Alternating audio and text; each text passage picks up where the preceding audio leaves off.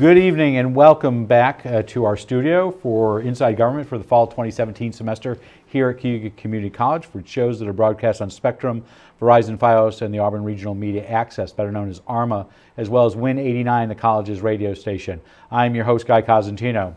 Well, election 2017 is in the books. It is over, and we are all moving on to our normal schedules, except that does not mean that governance and politics has ended. Tonight we are delighted to have back in the studio Deputy Senate Majority Leader John DeFRANCISCO, who represents parts of the city of Auburn and Cayuga County and has done so since 2013, and he served in the Senate since 1992. He is one of our favorite guests. He is no holds barred, and we love that about guests when they come on. We've asked him to give us an Albany update, discuss what's on the agenda for the legislature when it returns in January, and more importantly, talk about a possible run that you might have been reading about, that he might run for governor next year. Senator, welcome back. Thank you for having me. It's great to be back. It is always great to have you in here. We love to have you twice a semester, and it's always good, and we wanted to get you before we ended this year. So you're talking about, or you're talked about possibly running for governor. What's going on? Well, what's going on is that the state of New York is in bad fiscal condition, and I think it's going clearly in the wrong direction.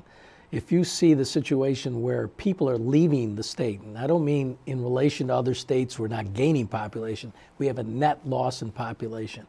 That tells me that people are dissatisfied. When the economy, even though the governor claims repeatedly that things are much, much better upstate and things are turning the corner, it's really the opposite. The jobs aren't here, young people are leaving, and right now we have what's projected to be a $4.4 to a $6 billion deficit, which is incredible to consider that going into this next budget year. And so I think it's time. Someone else has got to take the reins over state government, and if it's me, that'd be great. But it's certainly got to be someone other than the person who's occupying it right now. So anybody but Cuomo. Well, that's interesting that you mentioned that. That was the mantra when a fellow by the name of George Pataki, who no one even knew what he was, let alone who he was, actually beat Mario Cuomo, who, by the way, at that time was being talked about for president. The analogy is so incredible. As Yogi Berra would say, deja vu all over again. You got it. It is scary. It's so similar. So I think the time is ripe. So where are you in the process? I have been basically going around to the Republican events throughout the state. So far, I've been to 21 counties. Thursday, I'll be in Albany, and that'll be 22. And I'm just making sure people know, number one, that I'm available, and number two, get to know me a little bit and hear what I've got to say and how I say it to see whether I'm a viable candidate. So are you talking to individual committee people, meeting with them because they get to vote, or are you just talking to just normal committees when they have their fall dinners? The normal committees, and at those committees, the state committee members are usually there. I haven't made a concerted effort to ask for support specifically from the committee people, but I just want the Republican Party to know that I'm out there and to keep an eye out for me. So you'll make a decision when? Probably by the end of December, because the Republicans have their convention in May. But you really got to get rolling early if you have a realistic chance of winning this thing. Well, because the governor right now has at least, what, $29 million so far? Well, as we're taping this, there's the governors in California on a Monday and Tuesday, and he'll rake in a few $1 million more, no doubt, from the people who raise money for him. And so it's going to be a formidable amount of money that is going to be shot against whoever the candidate is. So let's segue out of that for a second. Segue again out of what you're considering. He's out in California. He's being touted as 2020 material, whether he's touting it or other people are touting it. Do you think he possibly runs for president in 2020? And if so, this is a multi-part question, does he not run next year? And then there's this massive vacuum in New York. I think he's going to run next year. To start off the question in the reverse, but the answer in reverse. He's the type of individual that needs a platform. He needs some place to show that he's taking care of his wards in the state of New York. So being off the national stage for a year and a half doesn't play for him? No, I don't see that being the case. I think he's got a better chance of promoting himself when he's the chief executive. And I can't imagine him sitting on his hands next year as opposed to doing the type of things that he thinks is promoting himself. Is he a viable candidate for 2020? After he loses next year, no. Okay. Well, that happened to somebody, a county executive. We weren't going to get into it, but Rob Astorino has already pulled out last week after he lost the county executive's spot for the race for governor.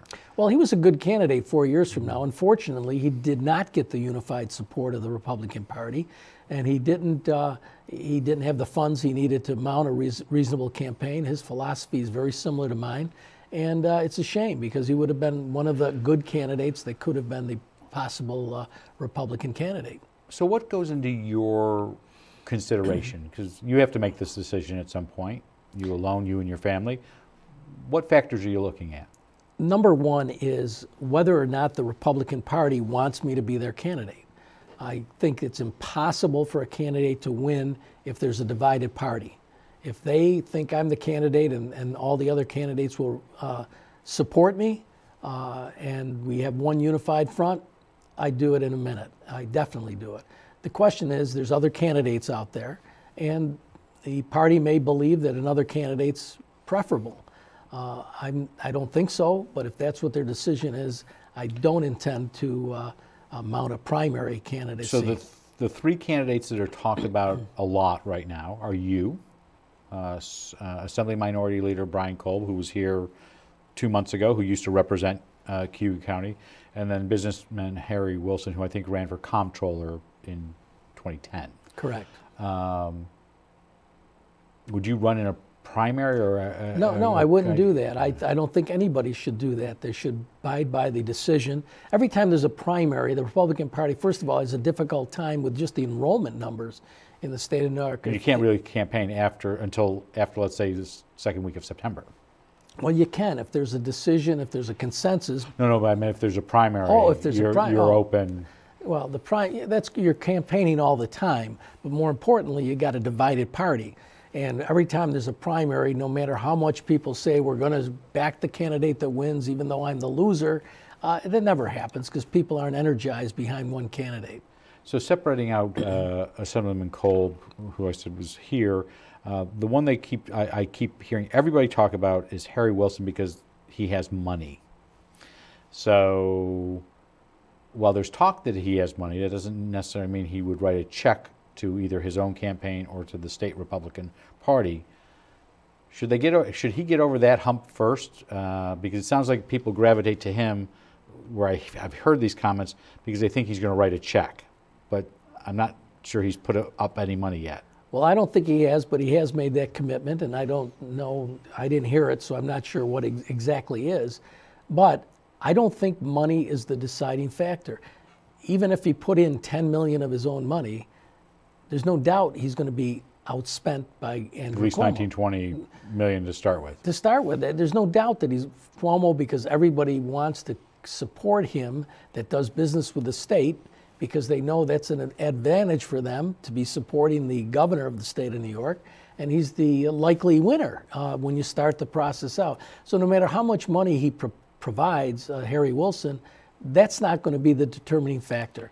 And I think the determining factor ought to be someone who is clearly well-versed in the issues, who has been there, and who knows the responses to spin that we normally get from the governor's office. And secondly, that's aggressive and not afraid to put his or her neck on the line in order to make a point and not worrying about what the consequences of the governor is. So I think that's the candidate that you really should be looking towards. So if you make the decision by the end of the year, if you don't run for governor, will you seek re-election to the Senate? I don't know yet. I really don't know. I can't. I know a good friend of mine just resigned a year early before he had to retire as a judge. I had dinner with him last night, and he's climbing the walls. He just says, I have nothing to do. I'm driving myself crazy. That's the type of personality I have. So I'm going to take it one step at a time. But you're not in the Senate because you need something to do. No. But to me, it's an honor to be in the Senate. I love serving the people. And I know that I would be antsy not doing something. However, that's decision number two. Decision number one is I'm going for this as strongly as I possibly can the race for governor. So you mentioned a couple of issues, but rank them for us. What are the top 3 issues facing New York right now as far as you're concerned, whether you are running for governor or if you are a member of the Senate? Well, the economy, number one. You just cannot keep spending like drunken sailors and expect that there's not going to be a deficit and that you got to find revenue someplace else. And that's what's the problem in the state of New York. It's clear, and I've already talked about some of the numbers out there. Number 2 is leadership. I literally don't think a leader is someone who does what he wants to do when he wants to do it and is never apologetic for being wrong. I can give you, and spins everything that happens. Anybody in upstate New York, central New York, western New York, anybody that believes that he has turned the corner of upstate in the economy by all of his programs like Startup New York and all these economic development councils, if he truly believes that, he's mistaken. The people that live here don't believe that. It almost sounded like you wanted to say delusional. Well, maybe it was my words, not yours. No, it probably was in there somewhere. It just couldn't get out fast enough. So but that's budget, wrong. That's financial wrong. budget, leadership? Leadership, but let me finish on leadership. You don't just go ahead and put I Love New York signs throughout the state of New York on the thruway when you got to get federal permission. He didn't, and he got the signs built somewhere down south. And now the federal government says you either take the signs down or we're going to penalize you with transportation money. There's so many examples of that. It's incredible. And I challenge everybody that's viewing, because I haven't heard anybody that I challenged so far, and I've been all over the state. If you can tell me one time that this governor has said, wait a minute, I made a mistake, we got to change direction, I'm going to do something a little different, I'd like to hear it, because I haven't heard it yet. It's always someone else's fault if something goes wrong. It's always his credit if things are going right. Success has a 1,000 fathers. So let me ask you this question. You mentioned, I thought I heard you use the word spin twice. So let's get away from the budget for a second. I want to come back to that because you're going to start the fiscal year. You're still a senator for a year plus. Correct. The governor has recently vetoed 2 of your bills. Let's deal with the first one, and that was it was to make a strip of the thruway free. Now, was that just for central New Yorkers or just within the central New York region? It's in the central New York region. There's about, I think, 4 exits on the Similar to what they've done in Virginia, Buffalo, they've done in Massachusetts. What was the reason he gave for the veto? He gave for it, number one, that it's against the law because the Thruway Authority can't impair the thruway tolls to the detriment of other regions. Well, first of all, they already did it for Buffalo. Okay. Number one. Number 2 is, I just looked at a statistic today. I just happened to read it. The Tappan Zee Bridge, which is being done by the Thruway Authority, hasn't been approved by anybody, and it's more than half of the total capital budget of the whole Thruway Authority, and we never heard that argument. So on the toll issue for the Tappan Zee, we don't even know what the new tolls are. Am I correct on that?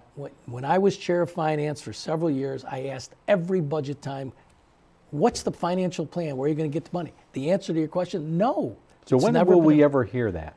After the 2018 election. Okay. Because he won't bring it up, the increases in thruway tolls during next year, because he doesn't want to hurt But it will himself. be the Thruway Authority that covers the Tappan Zee Bridge. Correct. Just because I saw a copy, I was in the barbershop this morning, I saw a copy of the New York Post, and on the front page there's a little blurb about thousands of people signing a petition to asking that the bridge that was named after Mario Cuomo, his father, this past spring, be unnamed. Should it have been named after his father in the first place? I don't think it matters. I think the governor, Mario Cuomo, was a good governor. It's not an issue that really bothers me that much. However, you'll get a kick out of this. When that decision was, when the proposal first was made, I was stopped in Albany by a gaggle of reporters, and they said to me, "Do you think it should be after Mario Cuomo, named after him?" I said, I don't really know, but I know if it was my father, I wouldn't want to name a bridge where it's going to cost you $25 a pop to go over it. And they chuckled and they said, well, should they name it after Andrew? I said, that would be inappropriate. And then they said, well, what should be named for Andrew Cuomo? And I said, come to think of it, there is nothing big enough in the state of New York to name for Andrew Cuomo. So I don't think it's a huge issue, but people are upset about it. Well, because it was tied in, weren't many of you, did you, I don't know, if you ended up voting for it, because it was tied in to other matters, am I correct on this? It was tied into somebody for the Senate. There was a Senator Bill Larkin, who's 90 years old, and he has this project down in his area, the Veterans, the Purple Heart facility that honors people who won their Purple Heart, and then Denny Farrell, who retired, member of the Assembly. There's naming a park after them. So that was the package. But as I said, cover all three, 2 houses and a branch. 2 houses and a branch, and so in any event. But seriously, that's not the major issue in the state of New York.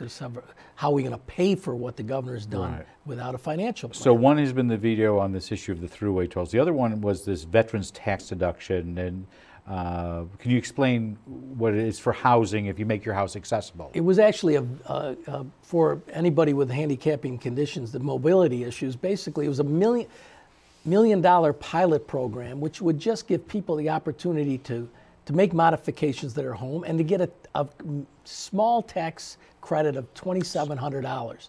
And so it was small, and it was originally which is bigger. Only a portion in some cases of how much it costs to build a ramp. Of course, it was just to give people the accessibility. And the irony of it, is that he vetoed it, saying it should be discussed in the budget. And the following day, he pledged $1 million to Puerto Rico, which wasn't in the budget because nobody knew there was going to be a disaster down there, but he had no problem finding the money for that. And that's the leadership. So his theory is that it shouldn't be done outside the budget. You gave an example. Does that mean that you will, can you and senators and members of the Assembly put it in the 2018-2019 budget, or does he have to put it in? He has to put it in his own budget, but we could add it. But there's the point, and you hit it right on the head, because what happened, because this is not the first year I've tried this. I've modified the bill every year in as far as his desires.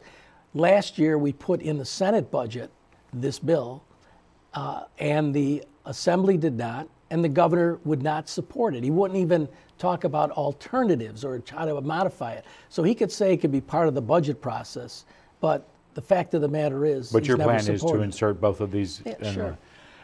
So one would ask the question, so I will. 2 vetoes, 2 high-profile items. You're possibly running for governor. Think there's any connection? No, I don't, because he's an equal opportunity vetoer. Okay. Today, he just vetoed a bill that was passed almost unanimously in the Senate and the Assembly to allow sheriff's deputies who work in jails and corrections officers to get a certain type of pension plan. But the governor vetoed it, saying it should be part of the budget, his usual mantra. But he said it's going to cost local governments $100 million. Not true. It just gave the local governments the ability to trade a retirement benefit for other things that the unions would give up. So it could be a net gain. It's just another tool in the pocket of the counties in order to figure out how they support their police. Let me ask you a logistical question. You ended your session, I thought, around June 22nd. Usually at the federal level, there's so many days after a bill's passed and it either becomes law or it's pocket vetoed.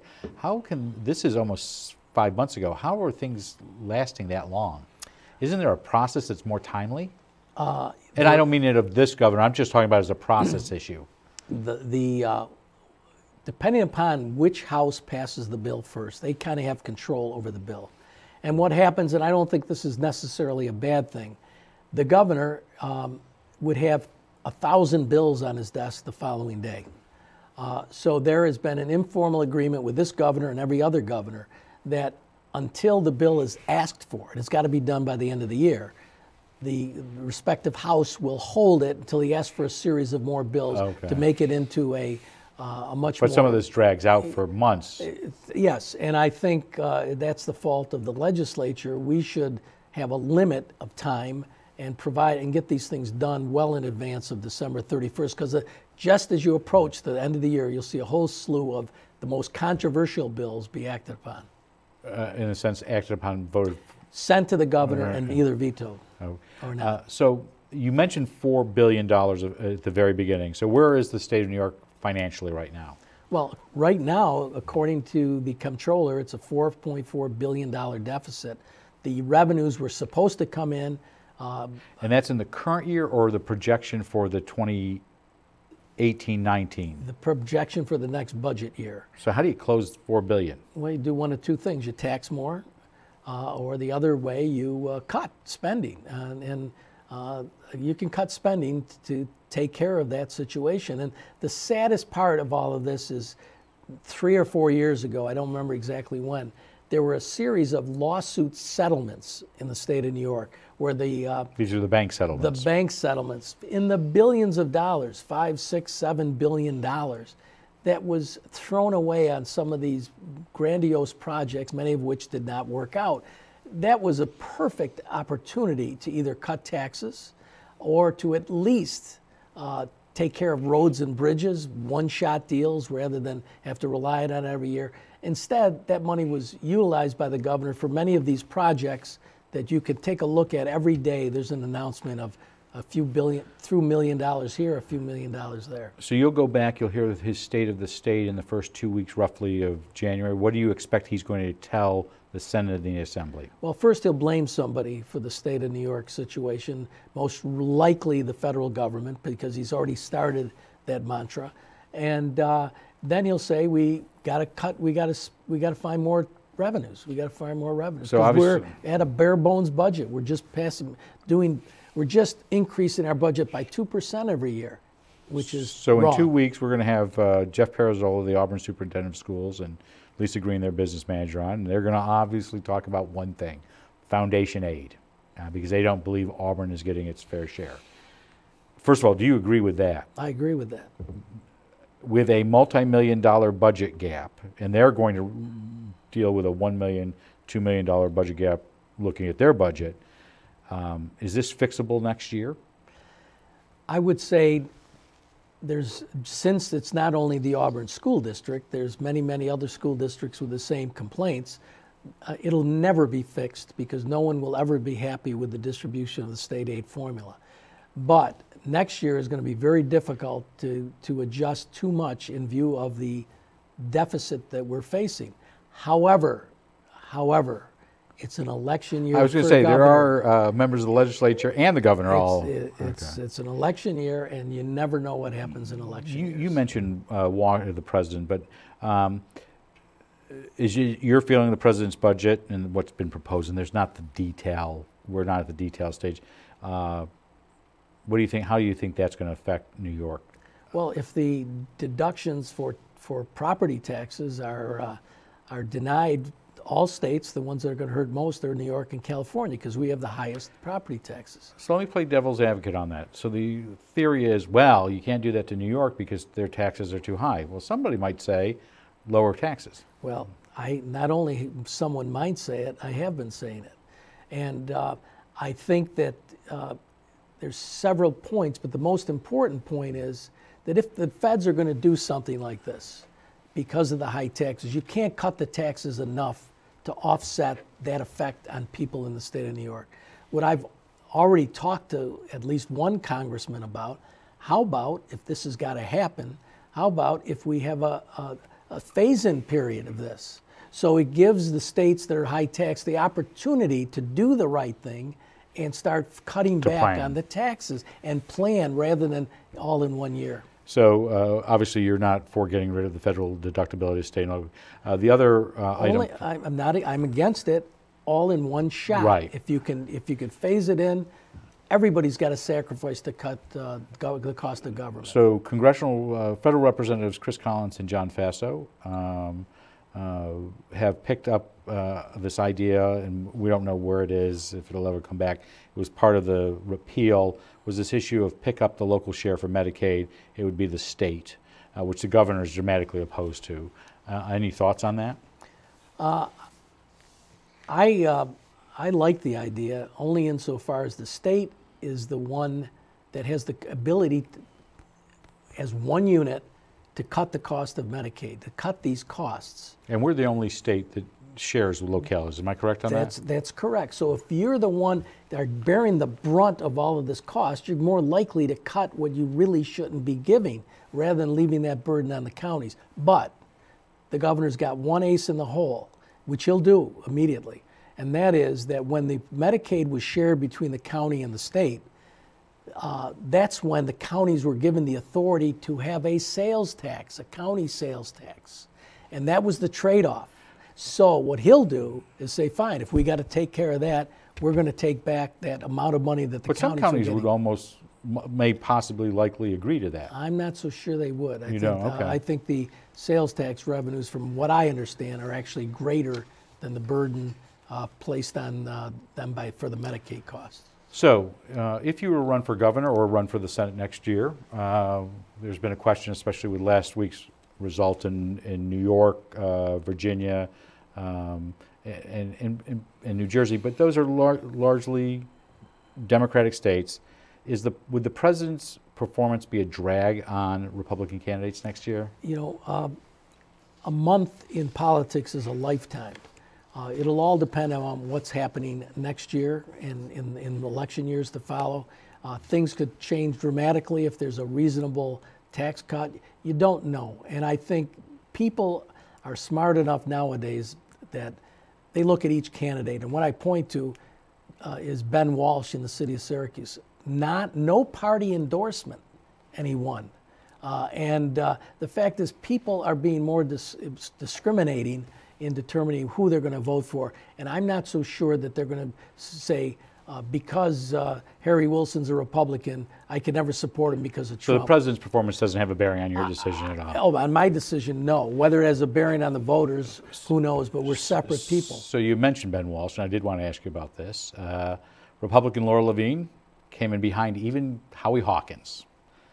Our party's dead, or at least the GOP in central New York. Well, first of all, what happened because of the number of candidates is as the polls started coming out, it was pretty obvious that Joe Nicoletti, Democrat, Laura Levine were way at the bottom of the polls. And the reason it got so abysmal is that the pitch from, I know Walsh's campaign, I'm sure from Juanita Perez-Williams' campaign was, don't waste your vote. Come over to my side because you're wasting your vote. They can't possibly win. So as the polls kept coming out, it accelerated to the end. So I think that was a substantial factor as to how low that But Republican you've got Ben Walsh running as an independent, winning as an independent. You had the president who had no political background whatsoever. Do candidates to run for these larger offices need parties? I think they do. In fact, I won't say the exact words because there was an expletive deleted in what I said. I ran into Ben Walsh at some veterans event on Saturday, the veterans ceremony, and I shook his hand. Congratulations. I said, you really shocked the blank out of me. And he says, well, that's what I wanted to do. And I said, well, you succeeded. So I think you still need a major party backing, but who knows? Nowadays, things are changing. Really less than a minute and a half to go. You supported, I did, the Constitutional Convention, the idea of going to a ballot referendum for the Constitution. It went down 80% to roughly 80%. What happened? Well, first of all, I supported the fact is it comes on the ballot every 20 years. There was no vote to put it on the ballot. I had no problem. No, but I meant you supported the idea that there might be a convention. No, I didn't. Oh, you did? I was against the convention. Okay. I thought it was the last time it was done. It was basically a total, unadulterated waste of money. No, I came out publicly indicating my I'm sorry. opposition. I thought you. Okay. Do you know why? Because there were so many groups that knew that the last attempt at it, and I think it was 1967 or 8, it was a waste of time. Does that mean the idea of money. reform is dead? No, on that same ballot, there was a proposal that won overwhelmingly that said if you're convicted of a crime relating to your duties in your elected office, that you can forfeit your pension. The judges can take your pension away. That was through another way to change the Constitution, a referendum resolution passing in 2 separately elected legislative bodies and then going to the voters. So there's ways to amend the Constitution, and it was amended this year in that other way. All right. We do want to thank Senate Deputy Majority Leader John DeFRANCISCO for joining us over the last half hour. We hope you'll come back in the spring to give us an update on where you are with the legislature. And by the way, if you want to announce you're running for governor here, we'll be more than happy to have you on as well. I have to announce to my wife first. Your wife first. We will return in just a moment with a Beyond the Front Page with Cuyahoga County Community College President Brian Durant. He'll give us an update on the college. And we'll be back next week with both Inside Government and Beyond the Front Page shows. On Inside Government, Pam Helming, the New York State Senator, who hasn't been in the studio since she was elected last year, will be in to give us an Albany update, and then we'll do a Beyond the Front Page show in regards to the Shine Theater. In 2 weeks, Auburn School Superintendent Jeff Perzola and Business Manager Lisa Green, as we mentioned, will be on to talk about the fight for foundation aid, and then we'll end with City Manager Jeff Deiger giving us a city update. And then finally, at the end of the season, before the school starts finals, we'll have our show with Santa, as we do every year.